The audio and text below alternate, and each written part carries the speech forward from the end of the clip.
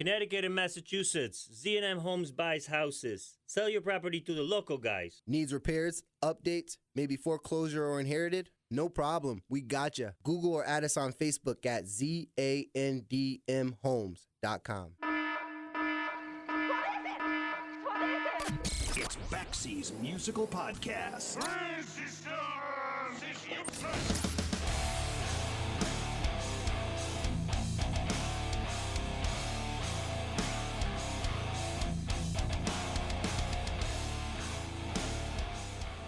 As the son of two therapists, there was never a time in my life when my parents brought me to work and said, "Sonny boy, one day this will all be yours." Going into the family business was never really an option for me. I had limits to how much I could tolerate listening to people and their problems all day.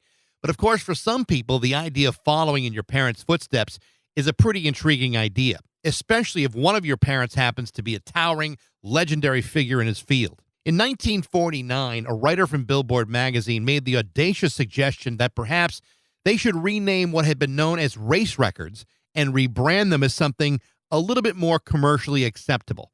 The name he chose was Rhythm and Blues, and the name of that young writer was Jerry Wexler. For the next 50 years, he would become one of the giants in modern recording by joining Ahmet Ertegun and turning Atlantic Records into one of the most important and influential record companies in history. This is a guy who produced or signed such people as Ray Charles, Aretha Franklin, Wilson Pickett, Etta James, Bob Dylan, Led Zeppelin, Dire Straits, and literally hundreds and hundreds of others. In other words, the legacy that Jerry Wexler built is an incredibly imposing one. So when his son, Paul Wexler, decided he wanted to follow in his father's footsteps, that was no simple task, except Paul Wexler had an outstanding career as well, producing or engineering work from Van Morrison, Bob Dylan, the Go-Go's, Dire Straits, the Grateful Dead, Fleetwood Mac, B-52s, and even Bad Brains. In other words, Paul Wexler's legacy casts a pretty long shadow too. But to his credit, Paul Wexler has done something that his father never quite achieved, and that was put out his own record. Paul's very first solo record is entitled Swept Away with his band Wex Wax. It's an album loaded with rock, blues, Americana, and R&B. It's an album that would have made his father proud. To talk about that, his career, and about his father's extraordinary legacy is my guest today, producer, engineer, Paul Wexler, on Baxy's Musical Podcast.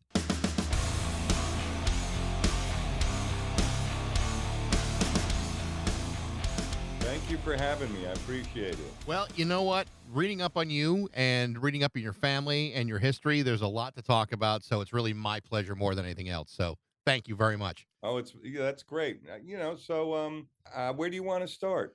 I swear to God, I'm going to wind up calling you Jerry at some point. Well, it won't be the first time it's happened to me. Let's just put it that way. I'm sure that's true. Well, first of all, I want to congratulate you on your new record, Wex Wax. But your own music comes from pretty interesting and kind of unusual beginnings here. Tell me about this. Well, I'll talk about the band in particular. Okay. Yeah. I played instruments a little bit when I was a kid for a few years, both the trumpet and the piano, but I couldn't really become interested in it in the way that I needed to be to pursue it. And now we go through 20 years in the music industry. We're producing a lot of interesting records and also working in other capacities with some great artists that I managed to help. And at the age of 49, I was not working in the business anymore. And I thought, well, what am I going to do now?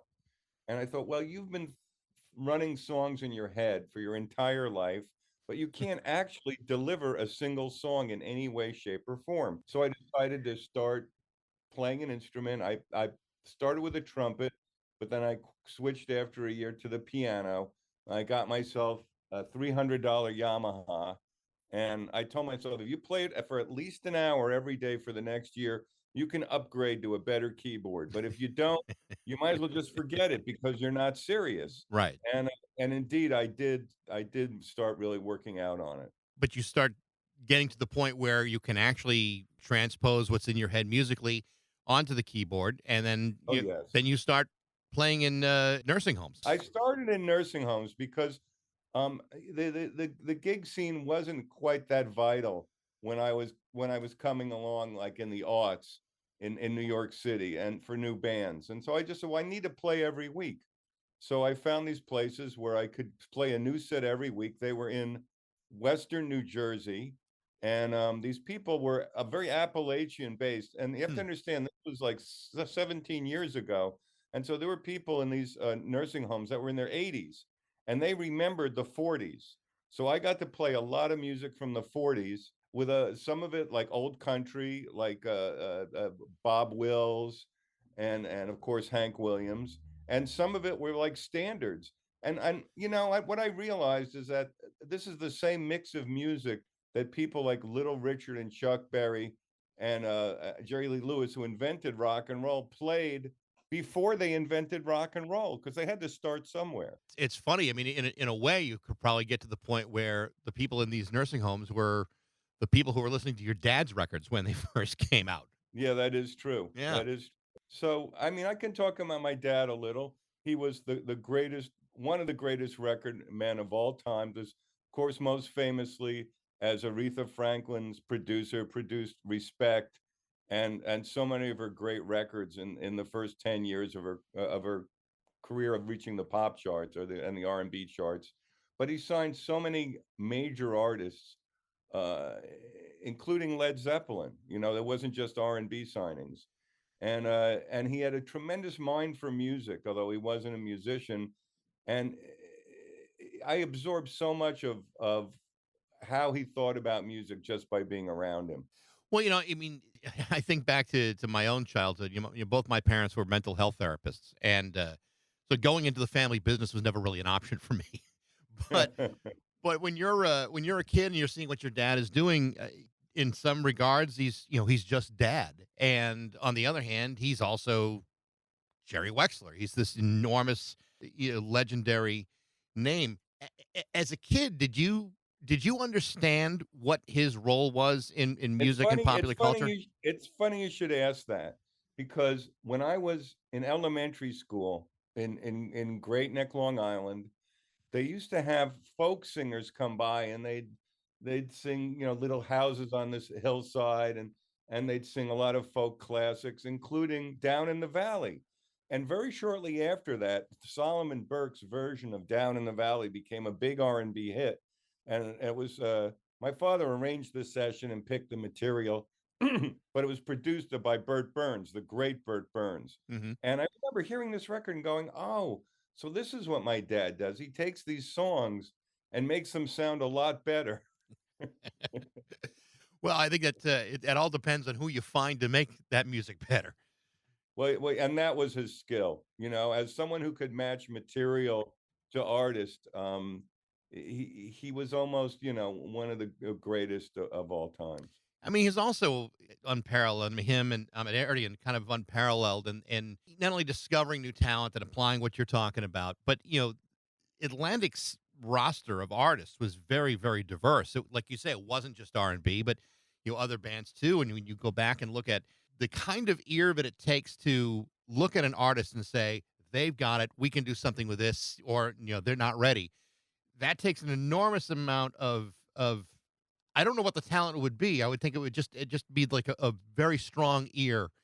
You put your finger on something, although we tend to think of the work in the studio as the most interesting because they're actually involved with the creation of the records and directly working with the artists. As far as a record company goes, the most important skill is the one you just mentioned: Yeah. the ability to recognize talent before it succeeds, because that's how a record company can make money. And let's face it, if you guess wrong, which everyone does a fair amount of the time, that's money spent that you never recover. So you have to be able to pick that new talent. And it's also a matter of timing too. I was listening to another interview that you had done, and you were talking about your dad really waiting for Aretha Franklin to become available. She had been doing gospel records for quite a while, but your dad could see something in Aretha that said, you know what, she could be doing popular songs and crushing it, if That's we right. I mean, just waited he long enough for it to happen. he saw her being able to apply her gospel and her great vocal chops, and the great John Hammond, who had been handling her at Columbia and been doing a lot of jazz with her as well. Um, Although she sang this jazz amazingly well, and these records are still great, but it wasn't really her path to reaching the public, and my Yeah. father, who had these connections in Muscle Shoals and down in Memphis with Stax Records. He saw that, he saw what could work for her as far as bringing an artist that could top the R&B charts and also enter the pop charts. So when he gets to the point where she does become available from Columbia, I mean, was anybody else seeing what your dad was seeing in her, I know or he jumped on it before anybody else was even thinking about it. that takes a tremendous gift and a good deal of business savvy? Because I mean, you're talking about a generational, once in a lifetime talent. I also went with my dad one time when he was checking out a band. There was a club in Southold on the end of Long Island that was on a barge, and it was called the Barge. And they had a band that had a residency there, managed by the great Sid Bernstein, who had put on the Beatles show at Shea Stadium. And this band was the Rascals, Mm, and they were unsigned. And I went with them, and I'm looking at this band, and they completely knocked me out. I was like, "Oh my God, these guys are amazing." And later, I heard my father, let's put it this way, he was having a discussion with Sid Bernstein about whether he would be allowed to sign them immediately or not. And Sid wanted to get other labels in order to, I guess the term is get a little bit of a bidding war going, which of sure. course the Rascals were good enough that they deserve that. And fortunately, with Ahmet Ertegun's help, they were signed to Atlantic, and the rest is history. Now, as far as your career goes, or at least your talent goes, obviously your dad's a major influence, and his talents may be passed down from generation to generation. Do you feel you have the same ability to recognize that level of talent, or is that just an individual thing that just your I dad had? mean, I mean, look, I don't try to get into a race with my dad in any field of the musical endeavors because it's a chump's game. Because he is one of the greats of all time, and I've got my talents, but I always said I'm going to just pursue what I pursue and not think of myself as being in a race or a competition with my father, because that would be foolish. Now, Sure. I know what my skills are, and I have spotted some bands before they were signed and advocated for them. And one of those bands was Devo. When I was out in Los Angeles in the 70s working for Warner Brothers, I saw them in the clubs. I saw them at the Starwood, and I just immediately started running around the company and going, "We should sign these guys. They're amazing." And I mean, again, I didn't have any sway or ability. I didn't have a title or a signing ability, but I was the first person to push for them at the company. Let's just put it that way. It's interesting you bring them up because I've interviewed Jerry Casale before of Devo. Yes, Their beginnings are a really fascinating story, especially as as you talk about. There's a bidding war not only in who they sign with, but there also winds up being a bidding war as far as who produces them the first time. They had a choice between Brian Eno and Iggy Pop and David Bowie, and they ultimately, wanted Eno. they I yeah. can tell you, that Mark really wanted Eno because there's some of Eno's synthesizer solos when he was working with Roxy Music. I know Mark was completely knocked out by some of those. So when you heard them for the very first time, I mean, I remember, watching them on the TV for the first time, and just, my jaw was dropping. I couldn't believe what I was seeing. When you see them for the very first time, what was your first impression? I mean, my first impression was a fully formed act with a unique approach to music and their own very, I would call it almost Dada-esque, a Mm, Dada-esque, like surreal sort of influences that they pulled in there. I mean, that chant, "Are we not men?" was originally from this movie called The Island of Lost Souls, where Bela Lugosi were torturing animals into becoming human. And so they pulled all sorts of influences from different places, and their videos, everything about them was fully formed. I remember seeing them going, "Holy moly!" I yeah. mean, and plus they were exciting. I grew up listening to 50s groups, like Little Richard, Chuck Berry. My idea of rock and roll is that it has to be exciting, because that's what it's all about for me, you know? Obviously, you've worked with enough artists during your career. Has there been anyone else that that kind of rose to that level for you? I mean, because again, Devo's a pretty unique example. Well, I mean, I can tell you as far as in the studio goes, I got to work with Van Morrison on the Wavelength, Wavelength yeah. record. I see it's a very tortuous path that led me to this assignment. I had put together a Grateful Dead compilation record. It was my first record called What a Long Strange Trip It's Been, and it was a sort of a summation of the Warner's years that I put together in 1977. I did it myself. I got no input from the band or anybody. I art directed the record. I was 24 years old at the time, and the record is still being sold, and it sold over a million copies. I'm sure it's close to 1.5 million copies. I mean, literally, it's made the band millions of dollars, and I'm very proud of it.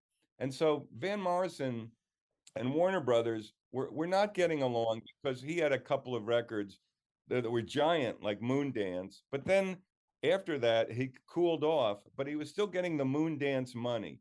And so there was a lot of resentment because the label will blame the artist and say, well, the material isn't sufficient for us to promote it and get hits. And of course, the artist will blame the label. Sure. You're not properly promoting my work. And so that Van was going to go through his outtakes and just finish them up and deliver a record of outtakes, and that would be one of the records that gets him to finish his contract. And everyone agreed with it. We'll let you do it. So I helped him go through his material. We were working at Brothers Studios, the Beach Boys studio in Santa Monica. I met Dennis Wilson, which was so great. It was so freaking cool. And I mean, he's the coolest Beach Boy, let's face it. Right. I may not be the most talented one, but he was the coolest one. And so we went to a studio in England, in Oxfordshire, called The Manor, which Virgin Record owned.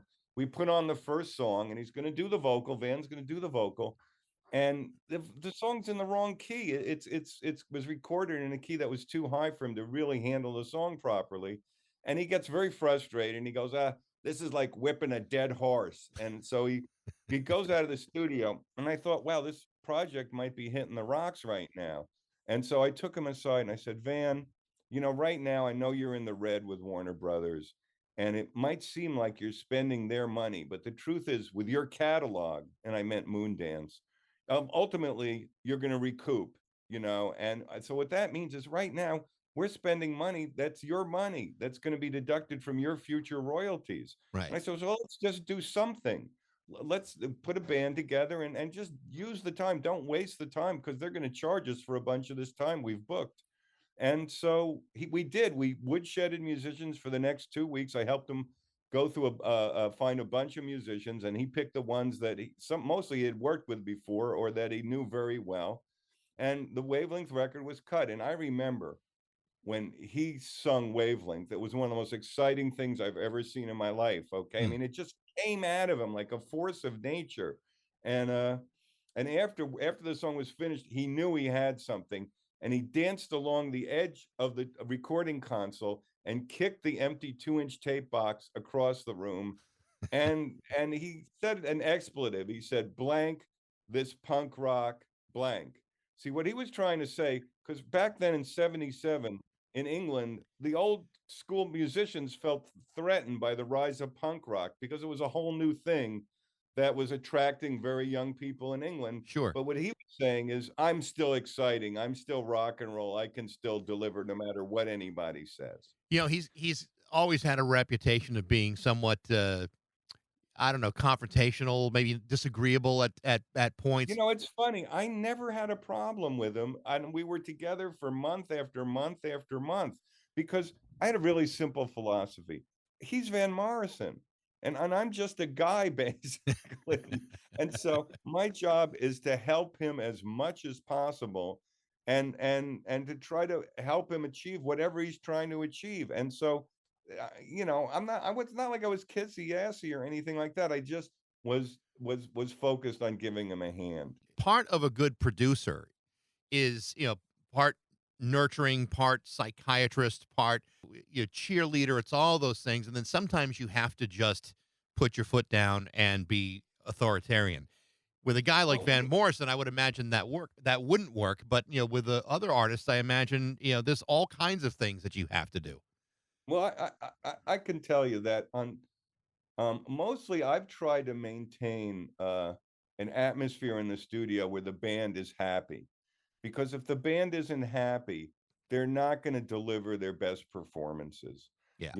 And my father was the same way. Now, I mean, he did run things, but I can tell you that Aretha, if she didn't like the material that he was offering to do, she would reject it, and he couldn't say no. You're every once in a while it would be okay. Let's just do this one, please. But mostly, he was the same way. He was not a martinet in the studio. He mostly tried to let the artists feel happy about what they were doing in the process. And I'm a great believer in that too. Because if like for instance, when I did the Go-Go's record, when I recorded the first version of We Got the Beat, it came out on Stiff Records. It got to number 14 on the Billboard Dance Chart. It got a lot of club play and got them their deal with IRS and set up their career. I'm very proud of the record. It still sounds great. And when we were doing the vocals, I'm afraid that Belinda had been out the night before having a good time. And so we had to just work around that, and so we did. But it's not like I said, hey man, you shouldn't have, I don't believe in confronting artists. It's just not it tends to not work out. I'm glad you brought up the Go-Go's because in preparing for this interview, I went back and I listened to that original version to compare, what the album version would be or the later single of it. And Yes. it's really interesting how different it is. And it just sounds so much more, raw and tougher. It's funny that you have Van Morrison kicking over tape because he hates that punk shit. But the Go-Go's really were a punk band, and a lot of They people, really were, and it's yeah, funny you should mention that because I took them into Amigos Studios to cut the basic tracks, which was the Warner studio, and this is a studio for James Taylor and Nicolette Larson and Randy Newman and a lot of great artists, recorded there. And this was the first punk rock outfit that ever I brought in there. And when we went in, the staff started looking like scared. They were like, "Oh, what are they going to do to us?" And I said, "These are just young. These are young women who are going to make a record. They're not. This is just a style that the clothes they wear. It's a rock and roll style. They're musicians. They're artists. They're not going to break up your studio." And they didn't, of course. there were a couple of projects that you did. You mentioned before projects that you had done with your dad, and observed some of the things that he would do with artists, and you apply some of those things that you may have learned. But one of the things that you and your dad both did together, you worked on a couple of Bob Dylan albums Well, together. look, to be honest with you, my involvement in those two records, when my father finished the record, when it was time for the mastering process to occur, he always had me sit in with a mastering engineer so that, and I would work with the mastering engineers and have some input into what they were doing. Of course, they were doing the mastering. I didn't do the mastering, but I did have some input, and so that was my involvement with with the Dylan records. I wasn't actually there when the record was cut. Okay. Listen, this is the truth. Most of the stuff I did, my father and I only really did one project together, and this was after I'd done so much work in the business myself. We worked on the soundtrack for the Richard Pryor movie, Jojo Dancer. That Mm. movie, we put the soundtrack together. Richard had rejected two or three soundtrack attempts, and the movie couldn't come out, and so we got it done, and with the help of the great Herbie Hancock, and that we did together. But almost everything I've done in my career, I managed to rustle up myself. I made a decision at an early age that I had to be my own man. If I was too close to my dad, if we spent too much, if I tried to base my career around his career, I would never know who I was or what I was managing, what I was accomplishing. And it's a tough situation. Listen, I knew when I got in the business that there would be a lot of people who would be like, "Hey, why are you here? You're only here for one reason, because you're Jerry Wexler's kid." And I was like, okay, you're going to get a certain amount of grief, and then just ignore it and keep doing what you do, whether it's a straight job in the business. I mean, my first job was actually in radio, where did some work for KSAN out of San Francisco. Hmm. But but my first job at a record company was doing quality assurance, making sure the records didn't skip, and that the cassette tapes didn't sound underwater. I mean, I went to almost every major pressing plant in America, and it wasn't romantic, but I did get a lot of good work done and helped the quality of records, and worked very closely with Neil Young on transferring his work to the medium of vinyl, because he was very particular that the record would match the acetate, which is the initial cut where you set it up on a record sort of, format. And it took me a while to get it to the point where I could get him to approve stuff quickly. And I finally got to the point where he actually let me approve stuff, which means he Mm. trusted my ears, and he trusted me not just to shove it out the door, because that's what was in the company's interest, to get the record out. And he gave me 3 gold records for helping him. But he's one of those guys that I think on a business level, he's very protective of his own work, and I think if he finds that someone's doing right by him, he's very, very appreciative of that. You know, Yeah, no, I listen, it was an honor working with him. I'll tell you, the first time I ever spoke with him, the Decade record had just come out, that 3-record set yeah, that came out in '77. I was very new on the job. I had just started it, or maybe it was '76, and I was very new on the job. I just started it a month before. And so I get a call, and it's from his producer, David Briggs, who produced so many of his great records, and in that mid-'70s period. And he goes, "Paul, this is David Briggs." And I go, "Yeah, okay, David." And then all of a sudden I hear a noise like the phone's being thrown against the wall.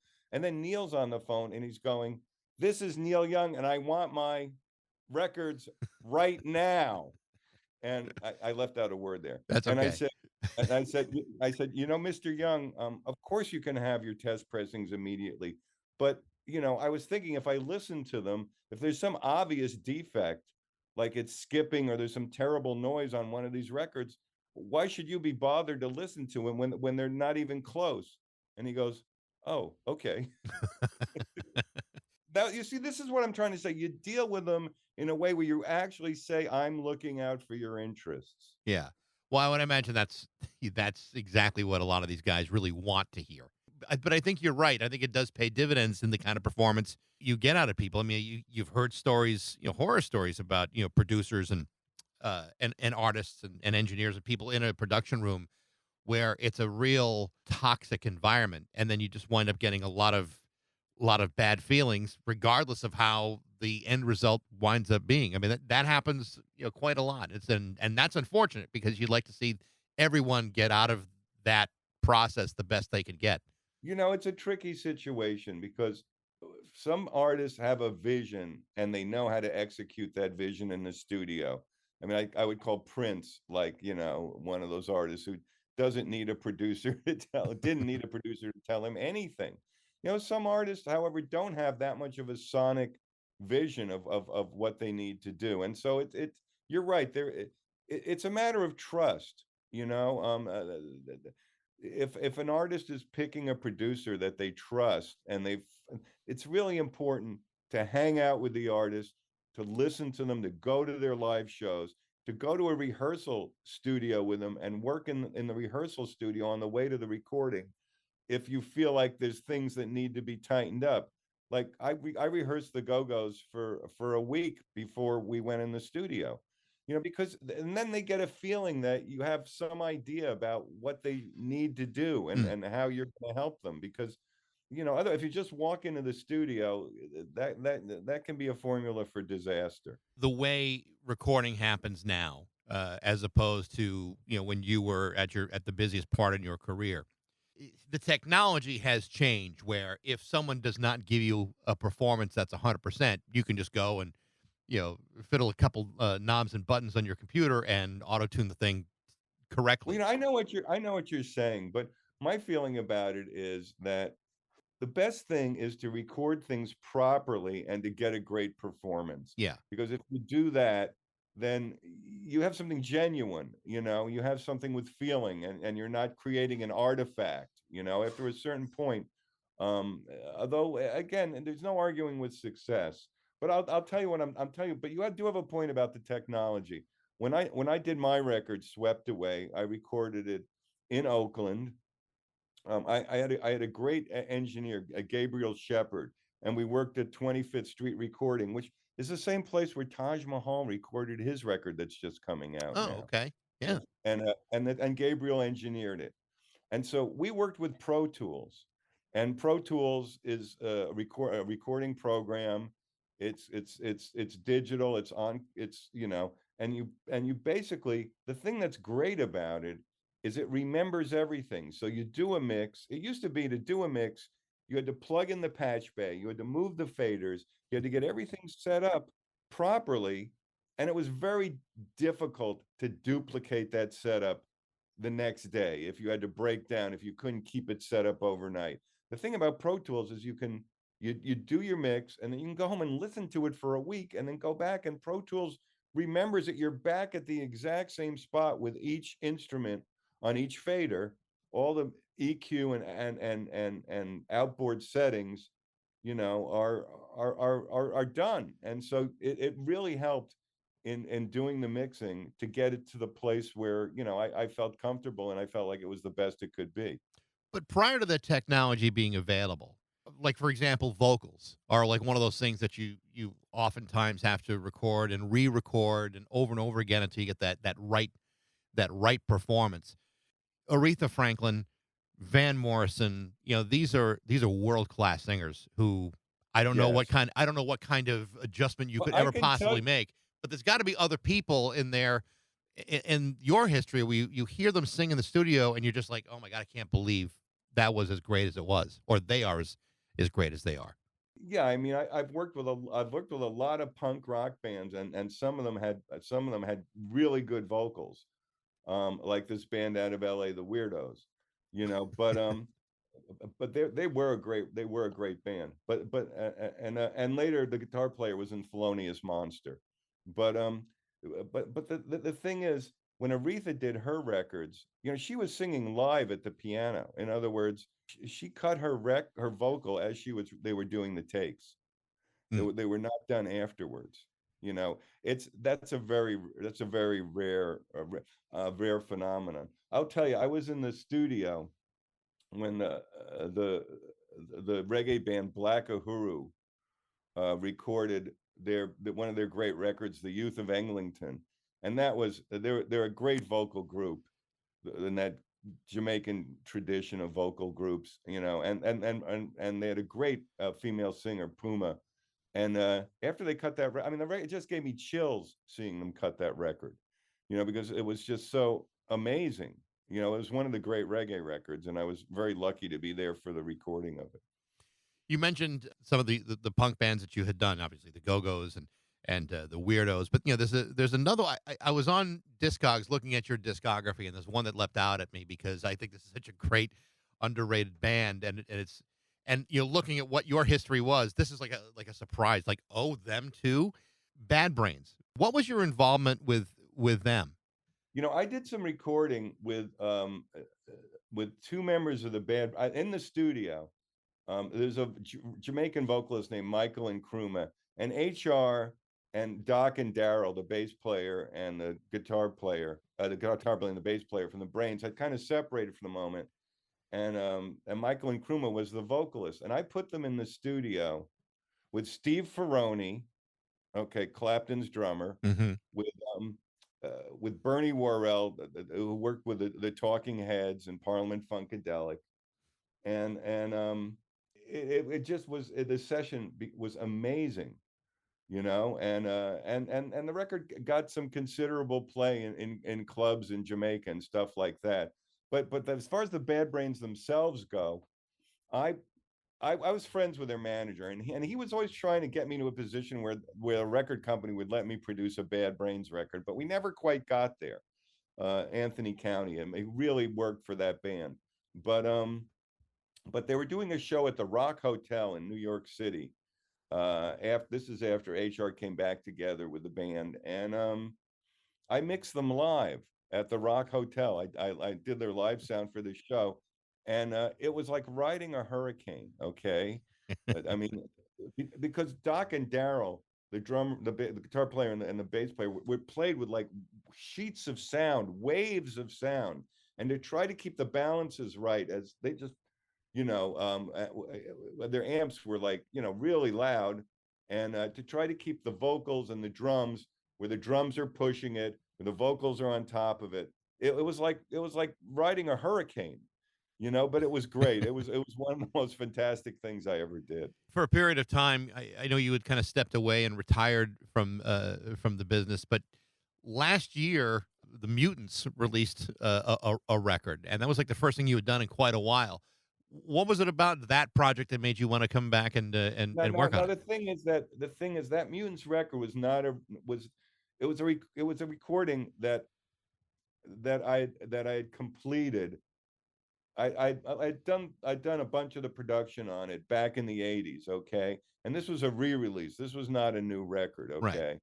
But yeah, I was very pleased with a bunch of my work with the Mutants, and I saw them recently in the Bay Area, and yeah, Fritz, the lead singer, the guitar players, they were so happy to see me. And we were in the studio. They had been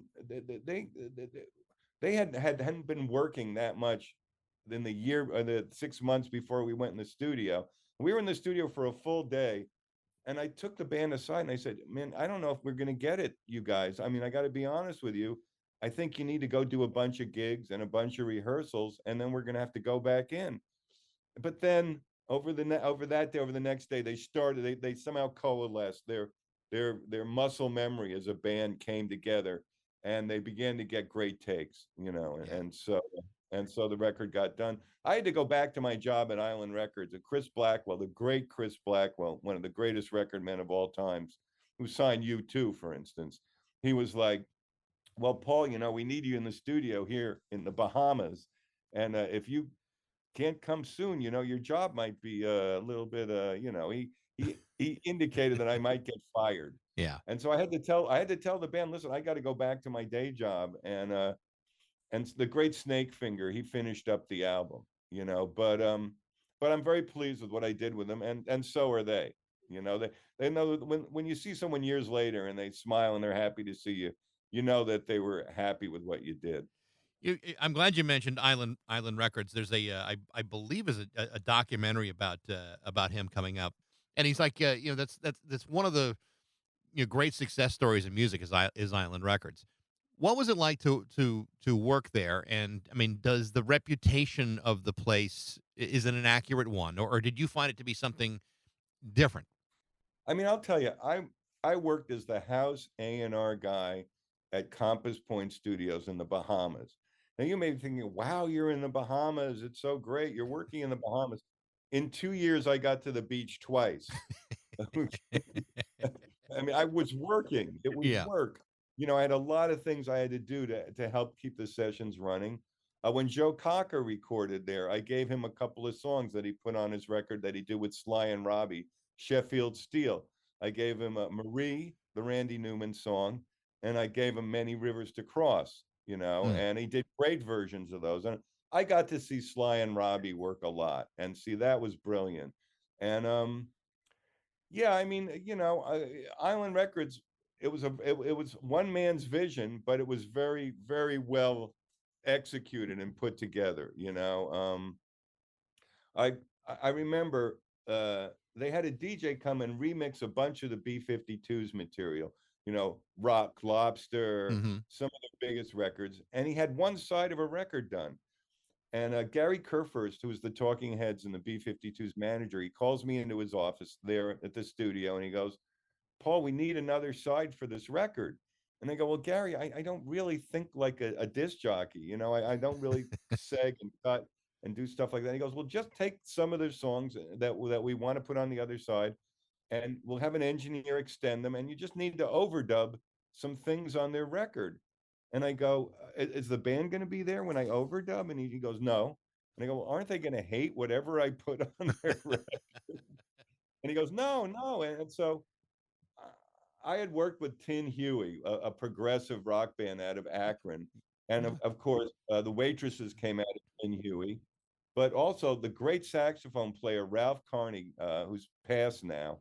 Um, he ended up with Tom Waits and played on a bunch of Tom Waits' early material. But I brought Ralph in to play sax on Hot Lava because I thought, what's the sound of a volcano erupting instrumentally? What would be the audio equivalent? I thought probably a saxophone, because the sound sort of comes gushing out of a saxophone.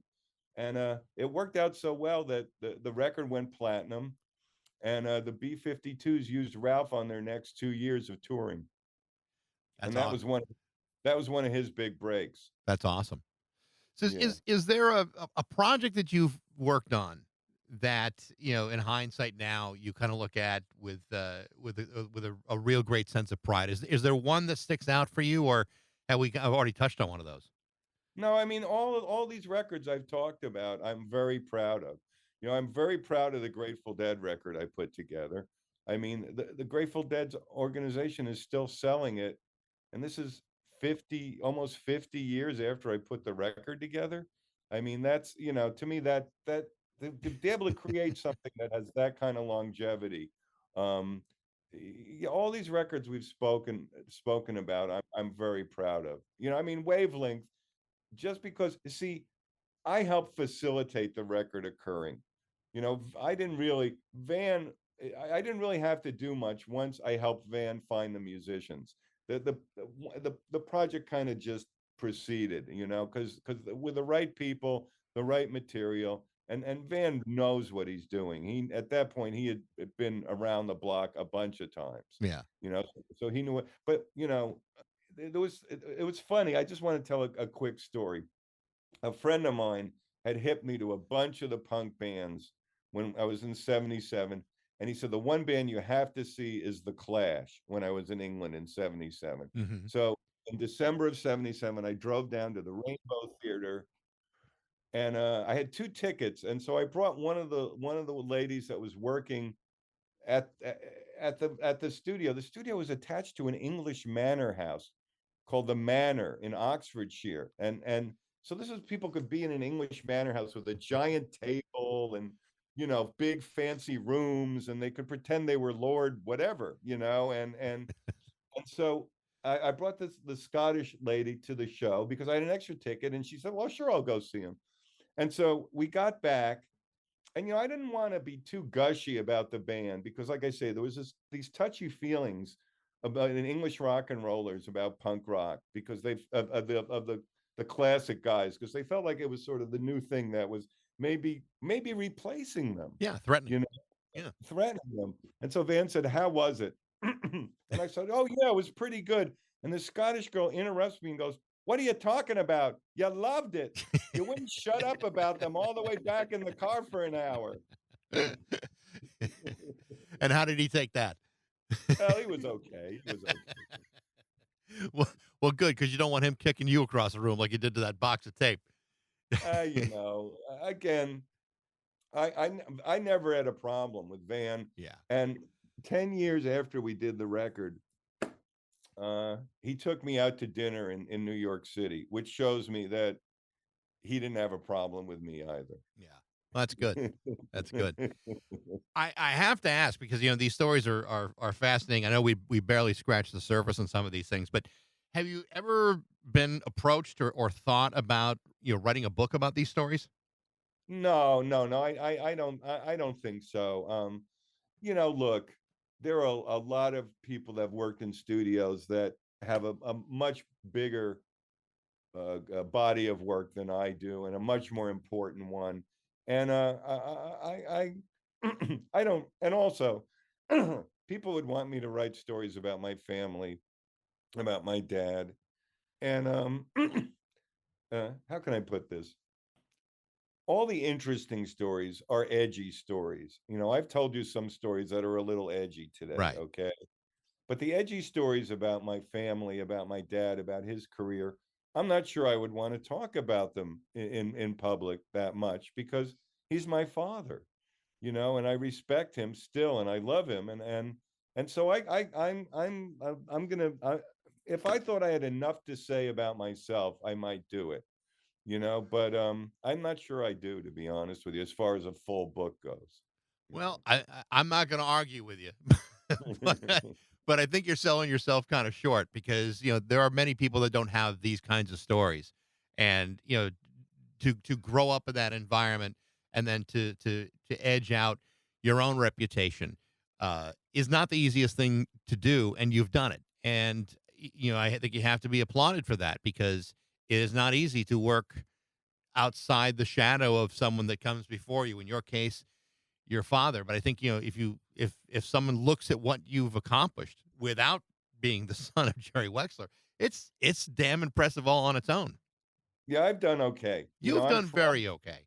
I'm pleased and proud with what I've done. I have no, I'm good with my career. Yeah.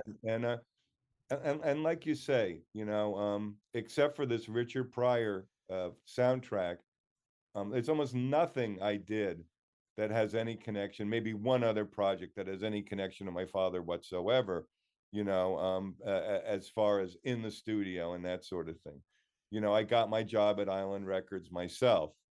He did help me get my foot in the door at Warner Brothers, but I already knew Mo Austin. I had met him when I was going to school in LA 5 years earlier, and we got along, and I'll always be grateful to him, that he gave me my first job at a record company. Paul, these stories have been fascinating, and I do appreciate you taking the time to talk about some of these things. And of course, Wex Wax, the name of your band, the album is called Swept Away. It's excellent, very good work on that. And I appreciate you joining me today. I just want to mention real fast, we had 250 downloads of the single "We're Going for a Ride." Yeah, worldwide. I mean, now that's not bad considering a little independent promo outfit sent it out. that's a pretty good start. Well, thank you, Bax, and thank you for your time today. The pleasure is all mine, Paul. Thank you very much. All right, have a great one. You too. The name of Paul Wexler's band is Wex Wax, and the new album is called Swept Away. Thanks for listening. I hope you enjoyed it. Feel free to like it, share it, tell all your friends about it. Thanks to Z&M Home Buyers for joining the effort. You can reach me in all the various social media places and email me at bax@rock102.com. I'd love to know what you think. And thanks again for listening to Baxi's Musical Podcast.